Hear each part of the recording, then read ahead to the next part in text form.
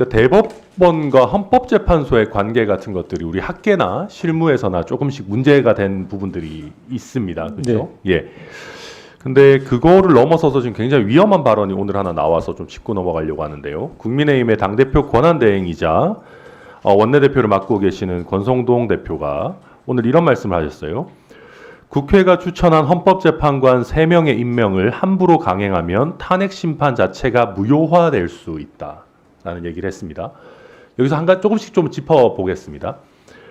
후보자께서 보셨을 때 국회가 추천한 헌법재판관 3명이 임명이 되면 그것이 탄핵 심판을 무효화할 사유에 해당한다고 생각하십니까?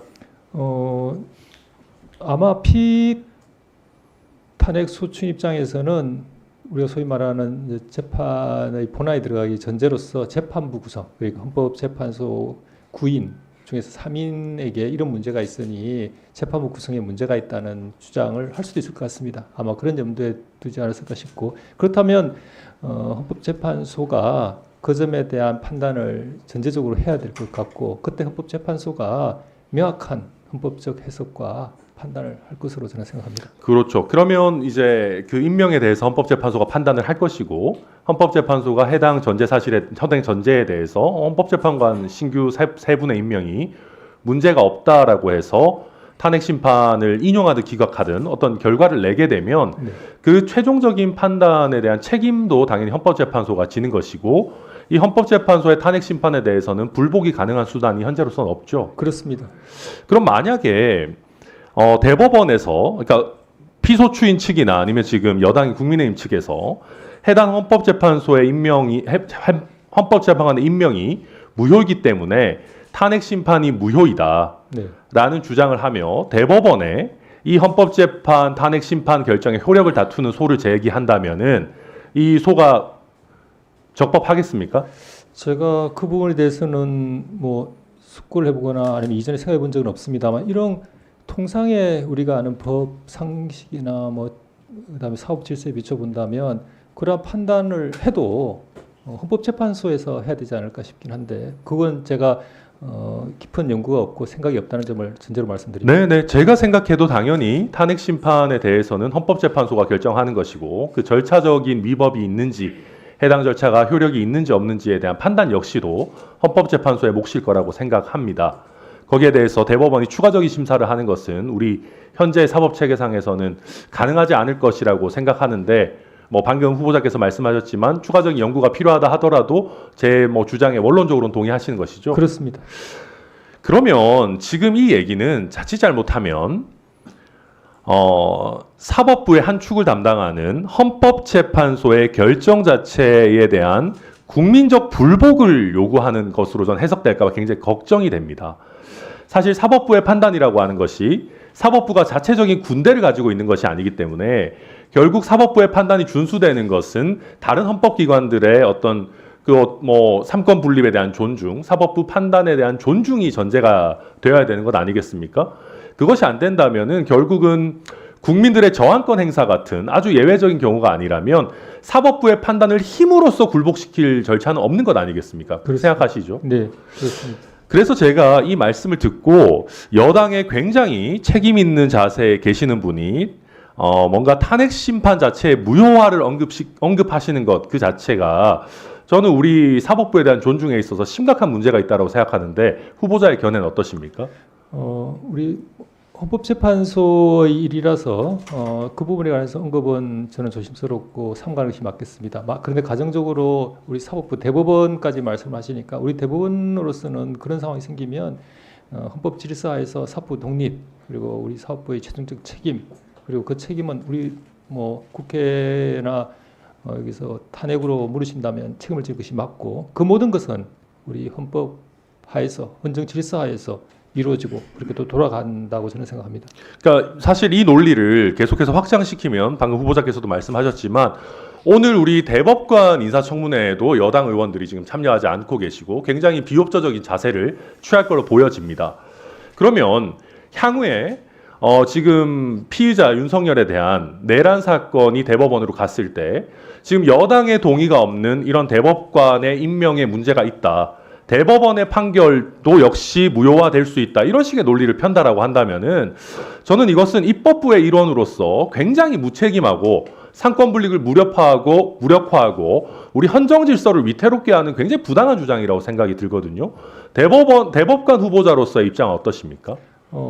후보자로서 청문회를 비롯한 동의 절차에 성실히 임하겠습니다. 그리고 국회의 동의를 받아서 당당한 대법관으로서 본분을 다하고 싶습니다.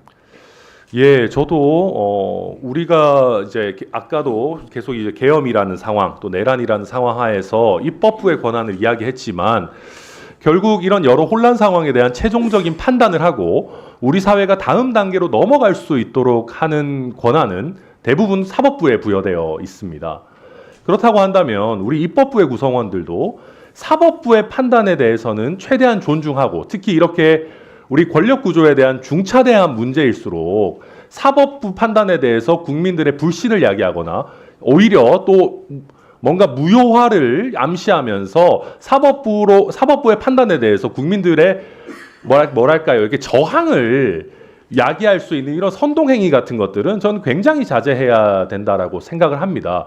저는 그래서 우리 입법부의 일원들이 사법부의 개별 판결이나 개별 법관에 대해서 지나친 문제 제기나 뭐 탄핵을 협박한다든가 이런 부분에 대해서도 평상시에 굉장히 문제 제기를 하고 있는데 저는 거기서 더 나아가서 굉장히 중차대한 헌법재판소의 탄핵 심판에 대해서까지 제대로 된 논리도 없이 뭐 3명 추가로 임명하면 이거 무효화 시킬 수도 있다. 이런 식으로 사전에 흔들기 들어가는 거는 굉장히 잘못됐다라고 생각을 하거든요.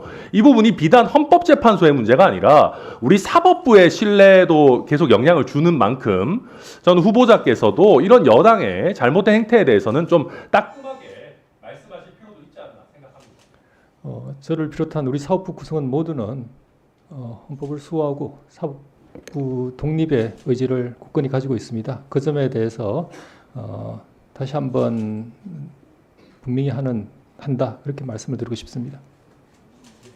예, 전하람 위원님 수고하셨습니다.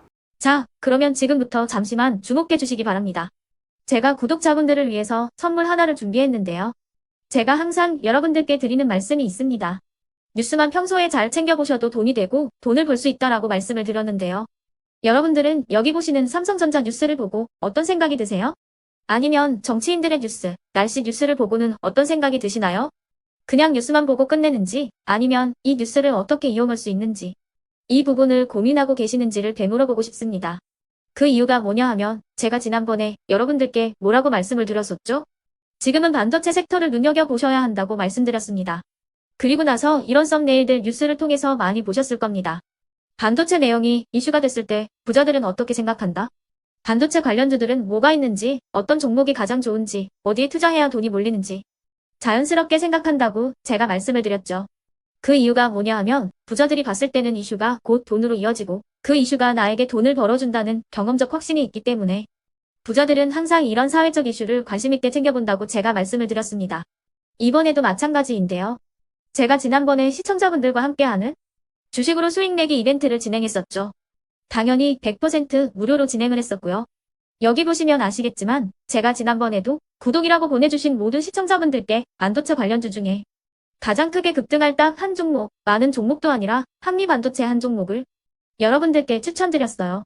그러면서 여기 나와 있는 대로 정확히 얼마에 매수해야 하는지 그리고 수익률이 어느 정도 나왔을 때 팔아야 하는지를 이런 부분들까지 여러분들에게 정확히 알려드렸었는데 지금 실제로 어떻게 되었다? 오른쪽을 보시면 아시겠지만 제가 지난번 문자 발송으로 이 한미 반도체를 소개해드리고 나서 실제로 이렇게 5배 이상 어마무시한 상승이 나왔습니다.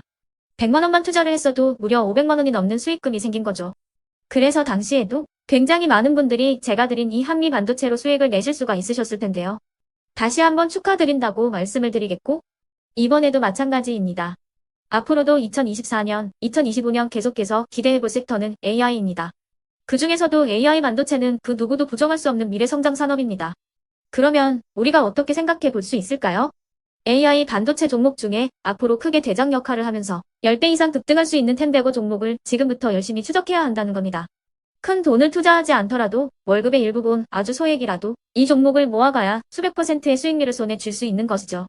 지금 여러분이 보고 계시는 이 유튜브 또한 AI 반도체와 아주 밀접한 연관이 있고 반도체야말로 대한민국의 핵심 산업으로 앞으로 더더욱 시장은 성장할 수밖에 없습니다. 그렇기 때문에 제가 이번에도 뭘 보내드리고 있냐면 지난번과 똑같이 구독이라는 문자를 보내주시면 제가 AI 반도체 관련주 중에 앞으로 대장주 역할을 하면서 주가가 가장 크게 급등할 한 종목을 여러분들께 문자 발송으로 종목명과 사고 파는 시점을 모두 알려드릴 건데요. 그 문자를 받고 여러분들이 주식으로 돈 버는 연습을 한번 해보셨으면 좋겠고요. 혹시라도 나는 주식을 하지 않는다 하시는 분들은 주변에 주식하시는 지인분들에게 말씀을 해주셔도 되고요.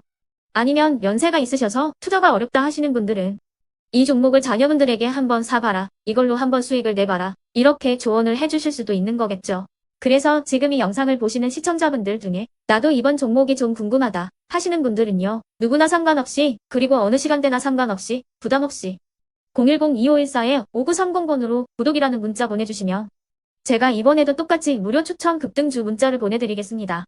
이해되시겠죠? 제 번호 010-2514-5930번으로 구독이라는 문자 보내주시면 여러분들이 직접 이슈를 통해서 돈 버는 연습을 해보실 수가 있는 거고 제가 돈을 받는 것도 아니고 투자를 대신해 드리는 것도 아니기 때문에 부담 없이 신청해 주시면 되는 겁니다. 그리고 수익이 나면 저는 다른 것은 하나도 바라지 않습니다. 제 채널에 구독, 좋아요 한 번씩만 눌러주시라 이렇게 다시 한번 말씀을 드리겠습니다.